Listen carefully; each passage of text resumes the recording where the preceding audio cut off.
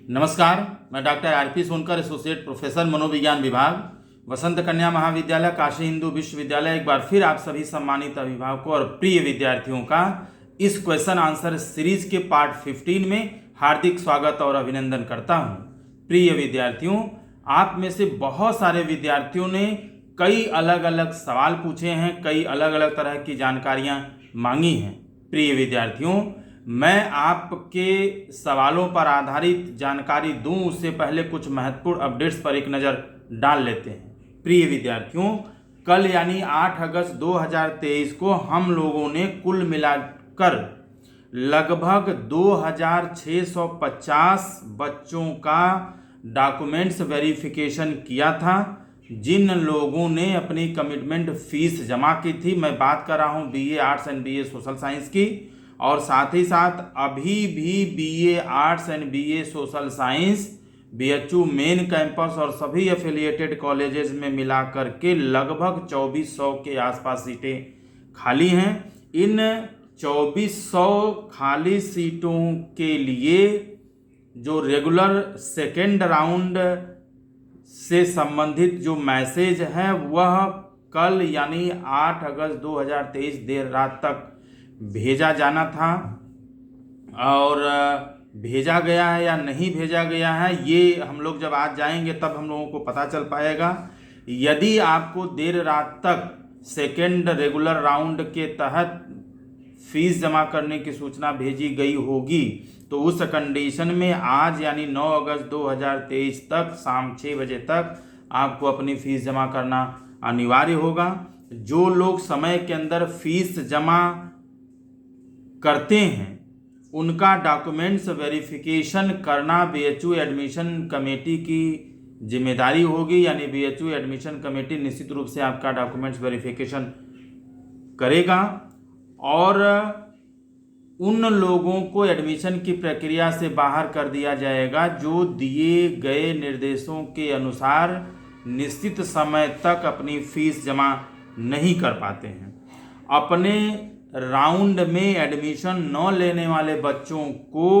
अगले राउंड में एडमिशन लेने से संबंधित कोई भी सूचना नहीं भेजी जाएगी, और साथ ही साथ यदि एक बार आप किसी राउंड में एडमिशन ले लेते हैं तो दोबारा आपको अगले राउंड में भी एडमिशन लेने के लिए सूचना नहीं भेजी जाएगी। यानी आपको एडमिशन लेने का मौका सिर्फ एक बार मिलेगा, और यदि आप अपने राउंड में फीस जमा नहीं करते हैं तो दोबारा भी आपको एडमिशन की प्रक्रिया में शामिल नहीं किया जाएगा। एक चीज़ मैं आपको और यहाँ बता दूँ कि एक बार एडमिशन लेने के बाद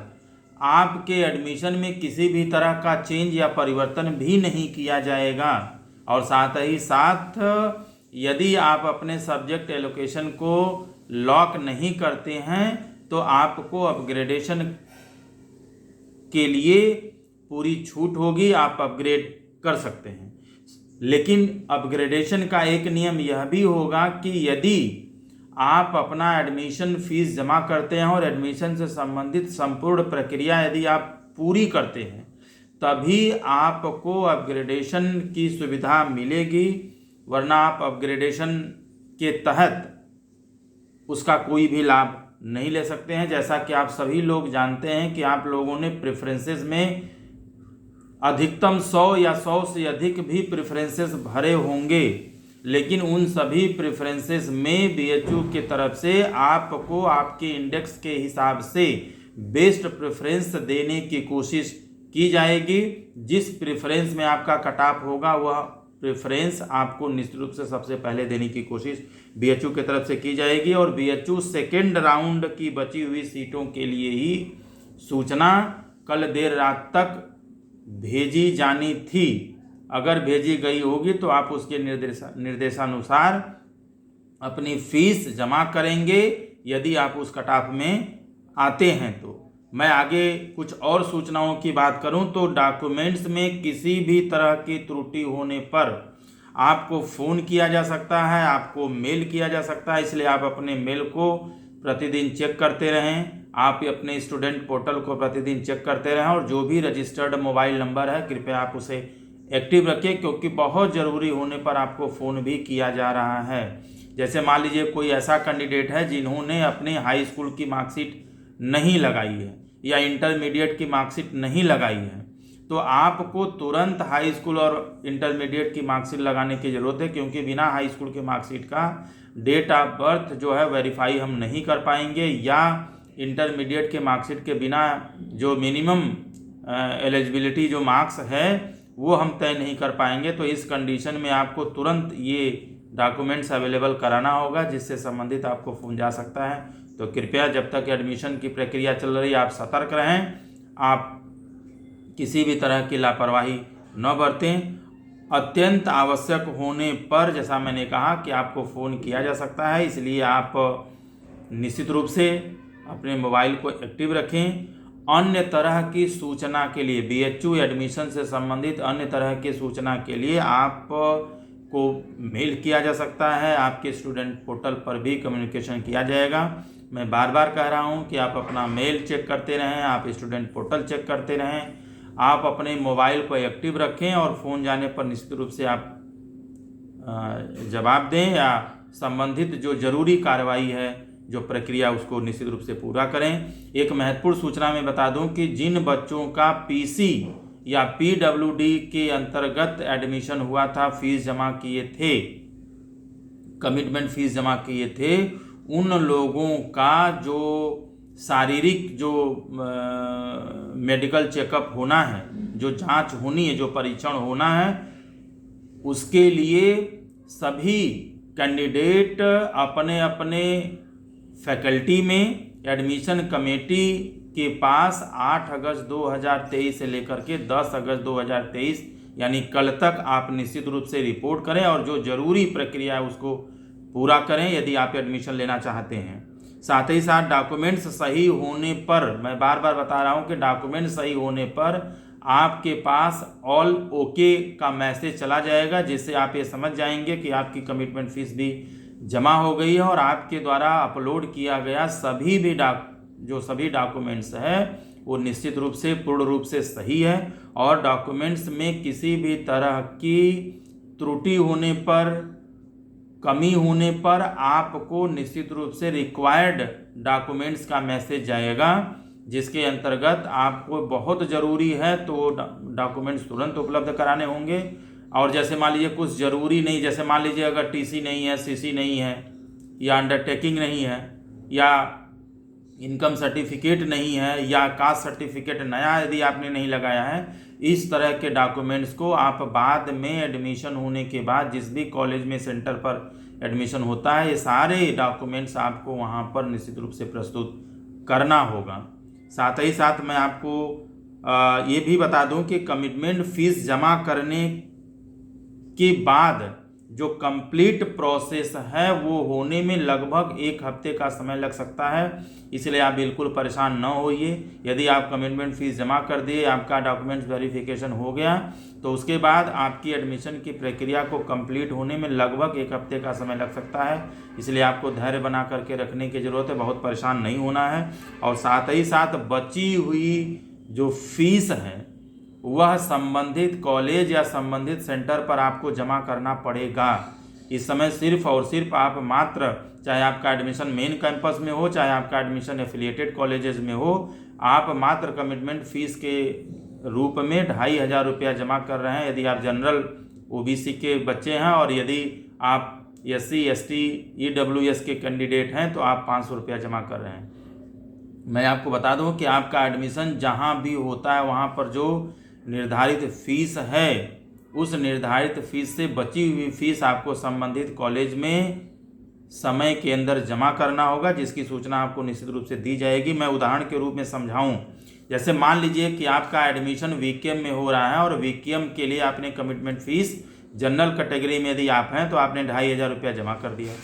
लेकिन कमिटमेंट फीस VKM के लिए आपने 2,500 रुपया जमा किया और 2,500 जमा करने के बाद VKM की रेगुलर फीस जनरल कैटेगरी की 8,000 रुपया है।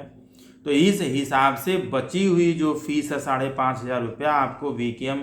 को जमा करना पड़ेगा, ठीक है। लेकिन मान लीजिए कि आपका मेन डिपार्टमेंट में यानी FMC में जनरल कैटेगरी में एडमिशन हो जाता है,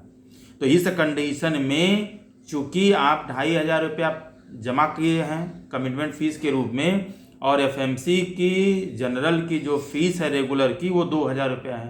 तो आपने 500 रुपया ज़्यादा जमा कर दिया है। तो इस हिसाब से 500 रुपये जो ज़्यादा है वो आपको रिफ़ंड कर दिया जाएगा, और यह रिफ़ंड आपको उसी अकाउंट में किया जाएगा जिससे आपने अपनी रजिस्ट्रेशन फ़ीस जमा की थी। साथ ही साथ मैं आपको ये भी बता दूं कि इस समय जो एडमिशन की प्रक्रिया चल रहा है यूजी में सभी अलग अलग कोर्सेस में, उसमें सभी कॉलेज का एडमिशन एक साथ किया जा रहा है, सभी कैटेगरी का एडमिशन एक साथ किया जा रहा है, प्लस सभी रेगुलर एंड पेड सीट का भी एडमिशन साथ साथ किया जा रहा है। चाहे बीए आर्ट्स हो, चाहे बीए सोशल हो, चाहे बीएससी हो, चाहे बीकॉम हो, चाहे जो भी यूजी के कोर्सेस हो, यह जो नियम है या जो प्रक्रिया है सभी अलग अलग कोर्सेज में समान रूप से लागू होता है। और एक बड़ी बात मैं आपको यहाँ भी बता दूँ कि जो बीएचयू में एडमिशन की प्रक्रिया में अलग अलग कोटा है, उस कोटा में आने वाले सभी तरह के एडमिशन भी एक साथ किया जा रहा है, चाहे वो जनरल हो, ओबीसी हो, एससी हो, एसटी हो, ईडब्ल्यूएस हो, पीसी कोटा हो, एम्प्लॉय वार्ड हो, या स्पोर्ट्स हो, या स्टूडेंट कोटा हो, इन सारे कोटा का अलग अलग जो कैटेगरी है उन सारे का एडमिशन एक ही साथ किया जा रहा है। इसलिए एडमिशन की प्रक्रिया एक साथ कंप्लीट कर ली जाएगी। अब शुरू करते हैं प्रश्नों का सिलसिला और लेते हैं पहला सवाल जो बहुत सारे विद्यार्थियों ने पूछा है। मैं सबका नाम लेना यहाँ पर संभव नहीं है, लेकिन इन सभी लोगों का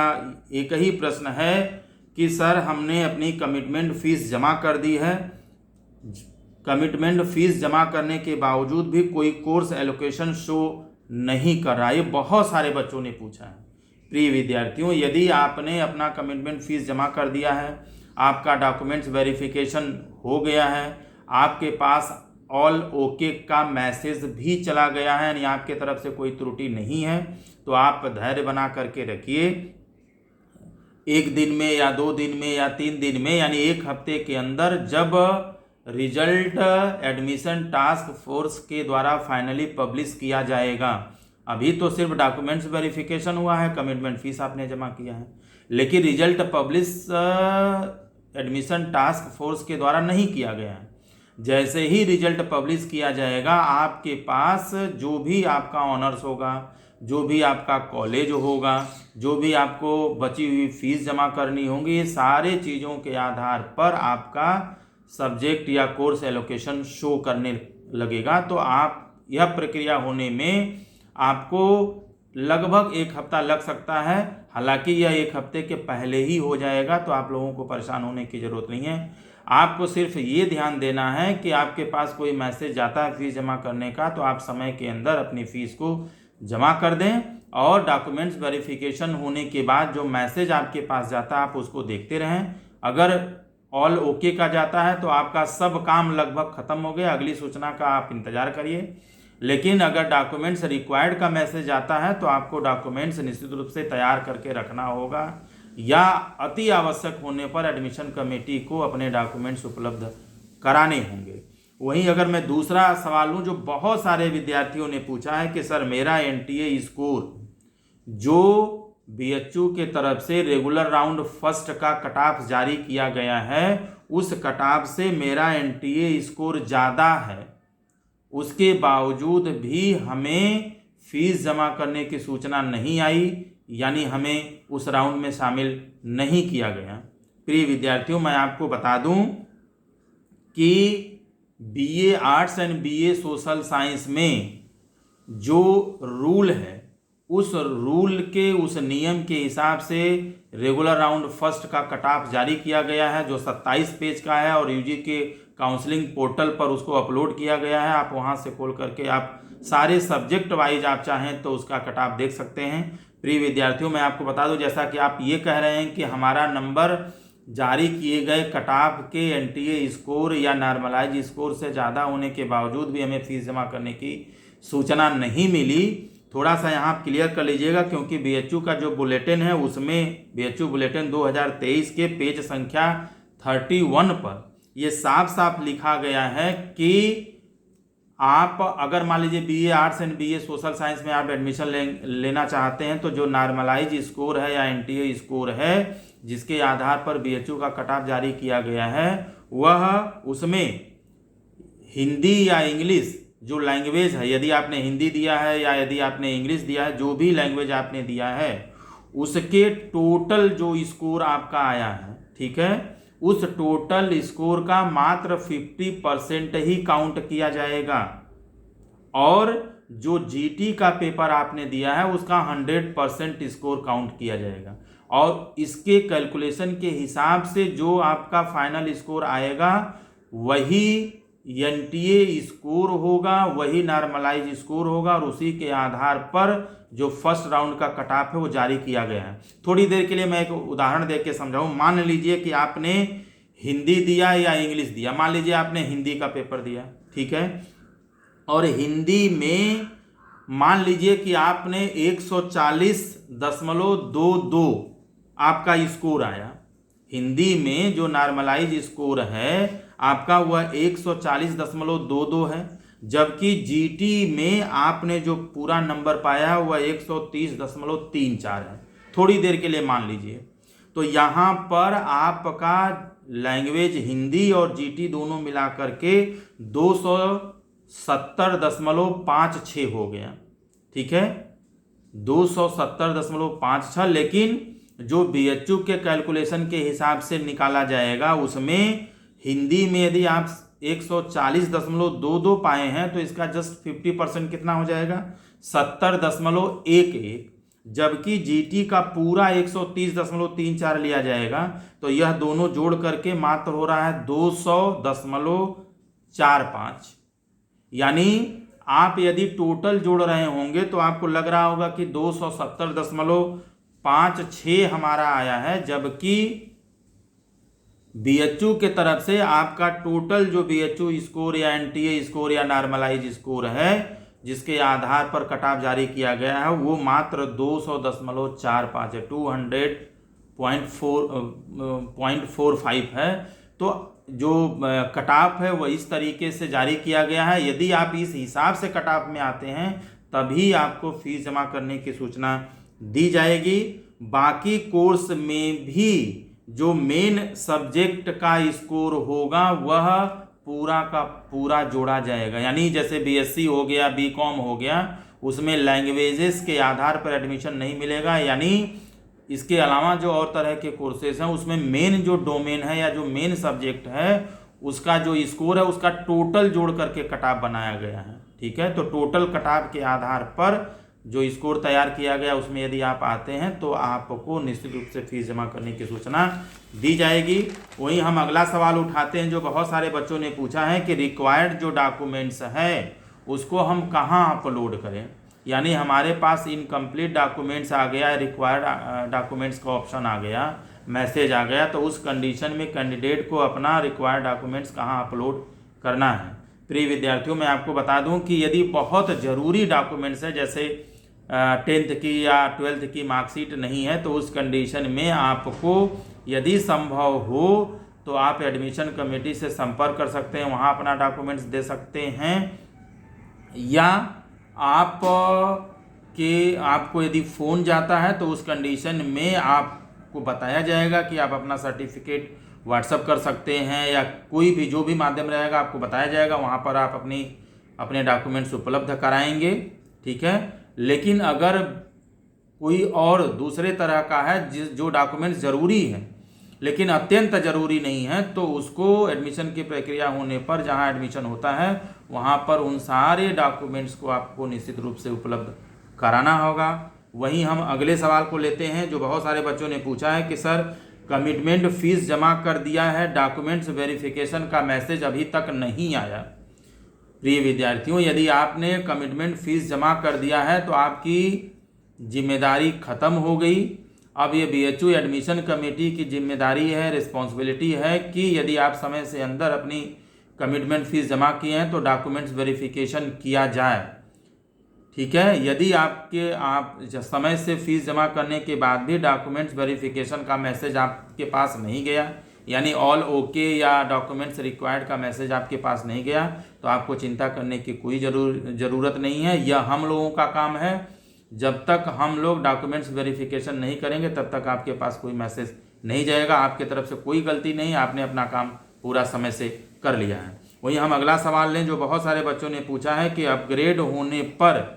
क्या उस कॉलेज की फ़ीस हमें अलग से जमा करनी पड़ेगी। जैसे मान लीजिए कि आप पहले वीके में पढ़ रहे थे और आप अपग्रेड करके महिला महाविद्यालय में चले गए,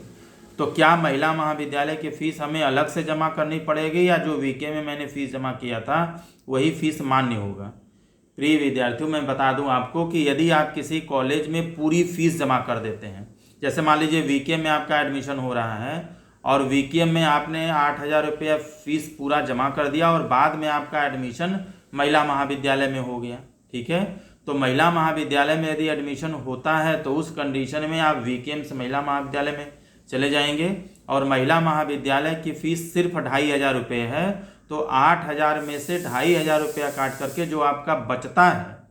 ठीक है, लगभग 5,500 रुपये वो आपको रिफंड कर दिया जाएगा, ठीक है। और यदि वहाँ की फ़ीस कम होती है तो निश्चित रूप से आपको और पैसा जमा करना होगा, लेकिन दोबारा अपग्रेड होने पर फीस आपको जमा नहीं करना है, न तो कोई आपको सर्टिफिकेट पुनः जमा करना है। ये फीस आपका ट्रांसफ़र हो जाएगा, आपके सारे डॉक्यूमेंट्स ट्रांसफ़र हो जाएंगे, तो आपको परेशान होने की ज़रूरत नहीं है। वहीं बहुत सारे बच्चों ने पूछा है कि सर रेगुलर सेकेंड राउंड का जो कट ऑफ है वो कब तक जारी किया जाएगा। बेटा मैं आपको बता दूं कि रेगुलर सेकेंड राउंड का कट ऑफ कल यानी कट ऑफ जो है